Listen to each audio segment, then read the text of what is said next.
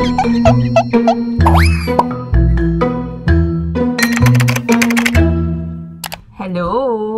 So, nandito nga kami ngayon sa Singapore at ano nga ba ang dahilan kung bakit kami pumunta dito? Hindi naman ako mag-OFW, ano? Well, kasama na yung bakasyon, pero hindi lang purely bakasyon yung pakay namin kung bakit kami pumunta dito. Last August, na-diagnose ako with an autoimmune disease na ang tawag sa kanya ay myasthenia gravis. Ang initial symptom, medyo ano yan, ipaki-google na lang. Pero yung initial symptom niya sa akin is nagdo-double vision ako. Nadodokleng ang lola mo. So, akala ko nung initially dahil lang sa mata ko, taas kasi yung grado ng mata ko, nisip ko ano lang, baka kailangan ko na magpalit ng salamin. Lalo na paghapon, dun malala yung duling ko. So, nagpalit ako ng salamin, nagpalit ako ng contact lens. Ang ending, ganun pa rin.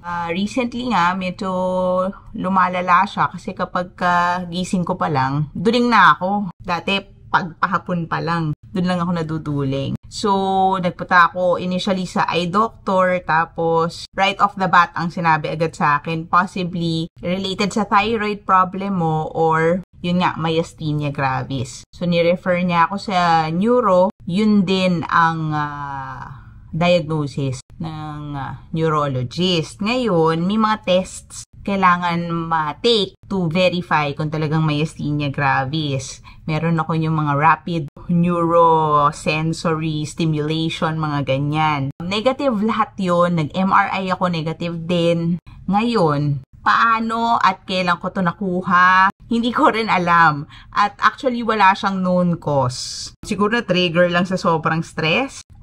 Parang very rare siya eh. Parang 20 in 100,000. Yun yung chances na magkaroon ka. Siyempre, hindi naman ako nananalo sa raffle, di ba? Pero sa ganitong raffle, dito pa ako, naka-jackpot, nakakaloka. So, ang next step is yung anti-mask test. Ang problema, wala na nung test na yun dun sa isa sa mga sikat na diagnostic center dyan sa Pilipinas, hindi siya available. Tapos, ang available na lang siya ay sa social na hospital dyan sa BGC na ang presyo naman ay kamangha-mangha. Tumataginting na 77,000 kasi ipadadala daw yung yung blood sample ko, ipadadala pa sa Amerika. Pero, mas affordable siya dito. Would you believe, mas mura siya dito sa Singapore. Of course, factor in natin syempre yung gasto sa airfare at saka hotel. Pero at least nakapasyal ka, di ba? Kumbaga, hindi lang hanggang tagig yung pasyal mo. Nakaabot ka ng ibang bansa doon sa presyo. Sinshare ko lang sa inyo, siguro para rin aware kayo dahil bihirang-bihira ngayon nagkakaroon nito. Hindi ko rin alam kung alam ko marami akong kasalanan. At baka medyo kinakalabit ako ni Lord, kaya binigyan ako nito. Although tomorrow may consultation kami doon sa doctor bago kukunan nung test, I am praying na umaasa ako na sasabihin niya hindi naman to myasthenia gravis. At ibang sakit to na curable kasi yung MG hindi siya curable. May 50% chance na yung ocular MG ko kumalat sa ibang parte ng katawan. At yun naman, tulungan niyo naman ako magdasal na hindi mangyari yun. For the lumpo ang lola mo. Hindi, pero yung iba naman nakikita ko may MG na kumalat sa ibang parts. Kailangan lang talaga inuman ng gamot. Yung iba kailangan ng operation. Humahaba naman yung buhay nila. Hindi pa naman ako matitegi anytime soon. Sana naman, Lord. Marami pa tayong gagawin dito sa The Social Network. So, yun lang talagang pakay namin dito sa Singapore na nauwi lang sa pasyal at saka sa mauuwi sa pasyal at kain at ano pa, dahil yung pamilya ko, nung nalaman nila na magpapatest nga ako dito at for moral support ma rin, buong pamilya ko, except lang si Ainika na naiwan siya sa Pinas, buong pamilya ko sumama, dadamayan daw nila ako dito sa aking pinagdadaanan. Tulungan nyo rin ako magdasal, hindi lang para sa akin, kundi para sa lahat ng naapektuhan nitong very rare na sakit na ito. Yun lang, maraming salamat. At Magbi-video naman ako ng mga ibang escapades namin, hindi lang itong test na ito. So, ibang escapades namin dito sa Singapore dahil ang tatay ko daw, ang huling punta niya dito ay noong 1980s pa. Ay, baka wala pang highway noon. Wala pa yung Marina Bay Sands. Sands pa lang, buhangin pa lang siya noon siguro. Ano?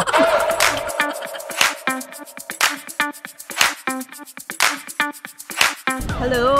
Dito kami sa Changi Airport. Yes, yan ang sinasabing Jewel. Pero hindi gumagana yung fountain nila, hindi ko alam kung bakit. Baka may oras. Ano ba yan? Yan lang dinayo namin dito sa Singapore. Pero ang ganda ng airport. Tingnan niyo.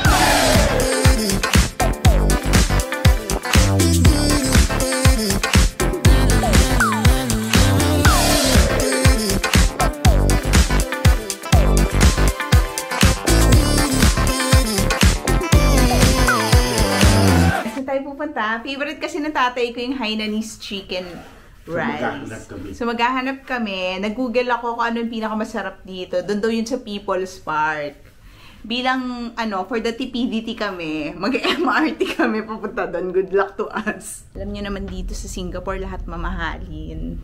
Mahalang standard of living. Kanina tumingin kami sa grocery. Yung 1/4 nila na giniling na baka. Parang 400, 500 pesos. Dito kami sa MRT.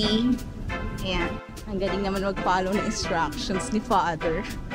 Ang bilis na escalator nila dito.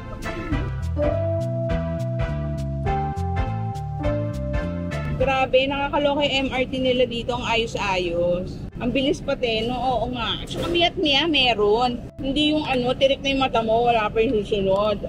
At saka kahit nagmamadali sila, pumipila sila, no? Kaya pumunta kami dito sa People's Park kasi nandito daw yung pinakamasarap na People's Park Hainanese chicken rice. Nasarado naman. Sarap. Hindi namin alam kung nagsarado dahil na-sold out or nagsarado dahil tumaoff na siya. Hindi pala siya pinakamasarap. Nag-try na lang kami ng iba dito, ang Hainanese chicken. Ito ay roast pork. Yung Hainanese chicken, hindi na namin na-picture na maayos. Nasa laula na namin siya. Ay, ito. Maayos-ayos yung itsura niya. Masarap naman yung kanin, in fairness. Malasa siya.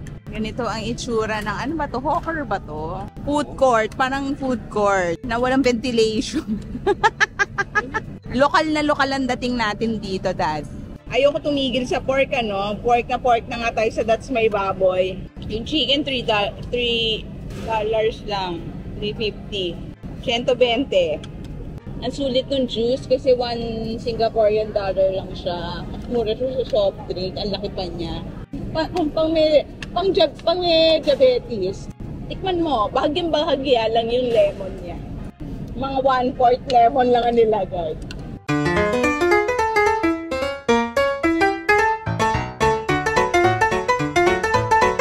Yes! Very artista naman po yung kasama ko. PA po ako ngayon.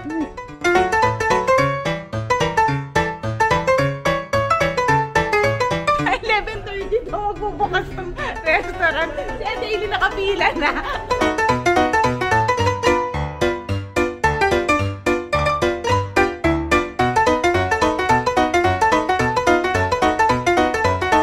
Ito pa naman po pamangkin ko kung order po ito.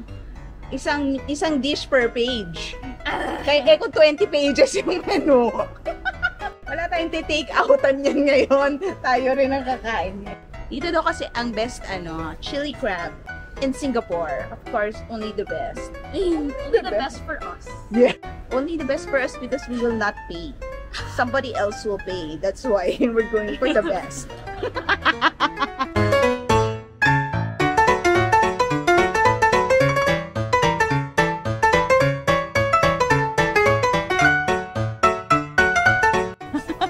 May check-up. May check-up. May check-up bukas? Sugar. May check-up ka pala bukas. Kukulang ka sugar. Kasi pag Singaporean shrimp daw, wala siyang allergy. Sweet naman. Konti na lang. Kikisi natin. Order na ba kayo? Order pa kayo. What? Order pa, sukon-suko na to. Napalaban din to, in fairness. Pwede na ba ang order? Ako na, kanya. Oo. Pati hawakan.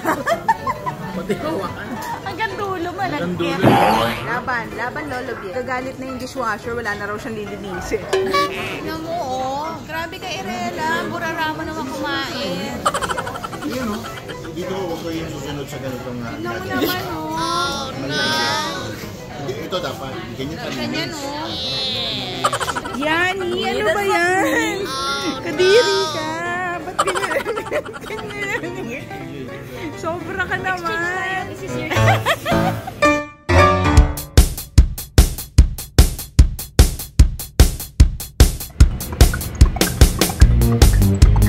Ano kayang fortune mo? trust yourself. Everyone is the victim of it. Ano ba yan? Nagbayad tayo ng $1. Trust yourself lang wala sasabihin niya. Sana ako nalang tinanong mo.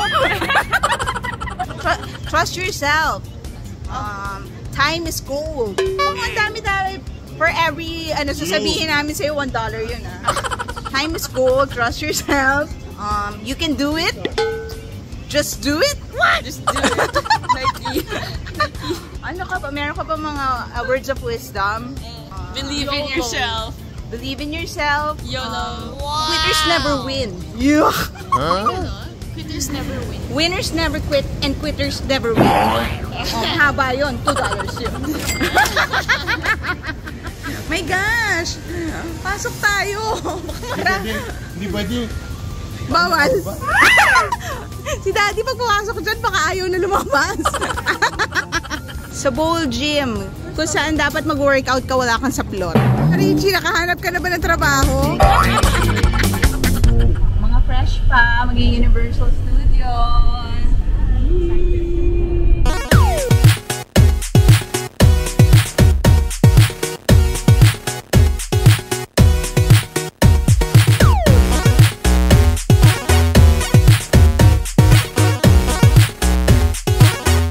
Kakapasok lang po nila sa Universal Studios. Ang una po nilang attraction na pinuntahan ay ang restroom. Wala nga naman daw masyadong pila sa restroom. Ganitong kaaga. Pagpasok sa entrance. Restroom agad. Yes. Ah! Excited ka ba? Grabe! Naka-first attraction na agad tayo. CR! Pagpasok ng magpasok. Grabe, ang exciting daw sa CR. Tsaka walang bila.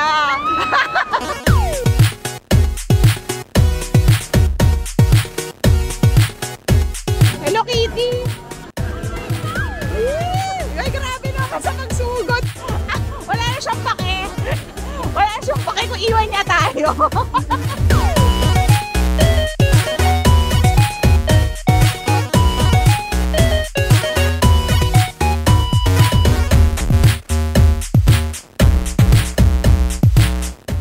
Hati ka ba? Pati niya naman.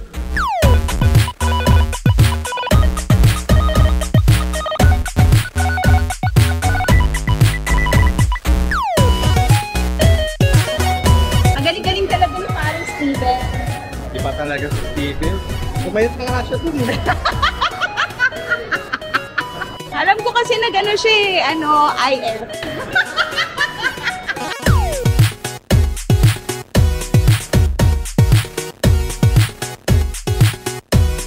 Very kapraso na lang po dira. Konti na lang nasa ko na siya. Muso ko na.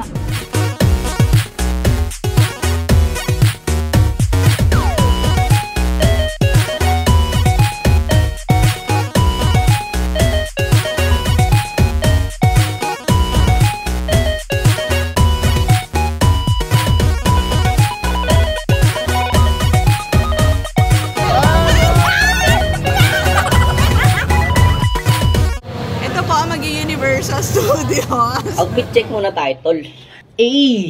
Napakaangas. All this time, no need to ride and I want her soft and slay. Nandito kami sa Gardens by the Bay, Flower Dome. I can buy myself flower. Mawalawakan yan. Laki pala ng penalty yan pag nakaganon. Totoo ba? Oo. Uy, huwag mo hawakin. Bawal na.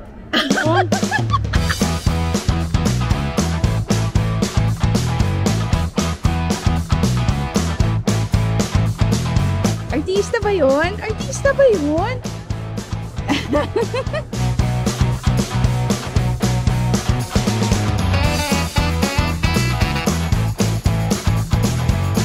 Binibigla mo ko yan. Akala ko normal na normal yung outfit mo. Biker chic, biker chic. Wow! Very manananggal po ang art na ito. Ito sabi, wow, pineapple.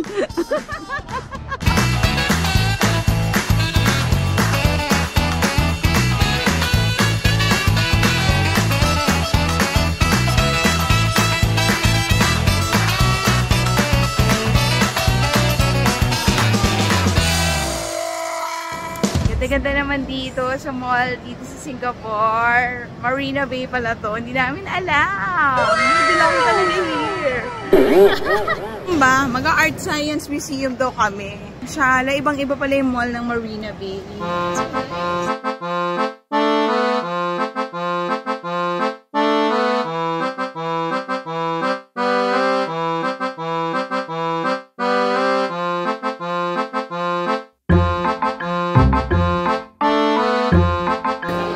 Kita na natin yung mga artwork natin.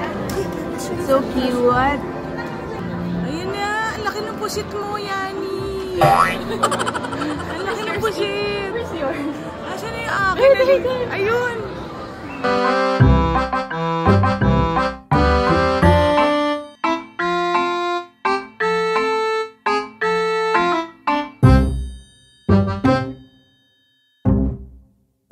Binili na po namin yung pinakamahal na mineral water dito sa buong Singapore. Mahigit 200 pesos. How about the banana bread? Ayan, ito na rin po ang pinakamahal na banana bread dito sa Small pa. Singapore. Small pa. So, hindi na po kami gutom na gutom at wow. Ito po ay $5, $4.90. 200 pesos. Mas mahal pa yung tubig. Oo, mas mahal pa yung tubig kasi sa tinapay. Ano ba itong pinasukan natin? Kasi nandito tayo sa Marina Bay Sands. Napakasarap naman. Grabe, sobrang sarap naman. Kipirin natin, kailang mauwi pa natin sa Pilipinas. Tikman nga natin ito. Nakamahal-mahal naman itong banana bread na to. Ordinaryo lang naman. Try nga eh. And a bit less sweet. My banana bread is better. Hindi pa halagang 200, ano yun, libre pa yun. Dito pala, parang hindi normal bumili ng mineral water. Kasi yung tubig sa gripo nila, naiinom na. Dapat pala, naghanap na rin tayo ng gripo. Sa CR kaya. Nakakahiya naman sa CR, gumanong ka ng tubig dun sa lababo, diba? Ngayon ganda ng art museum. Ay, anong art science na tupad namin yung mga nakikita namin sa TikTok. Habang nagpo-post, ang ganda niyan. Tapos pag ginaya ko, hindi nice. Maganda. Last minute shopping po kami. Nawawala na yung kasama ko. Ang bagal maglakad po nung kasama ko.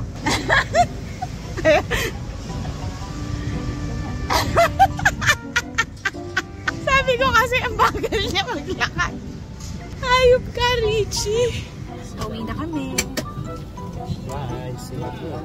Bye, Singapore. Enjoy kami. Pag-gastos kami.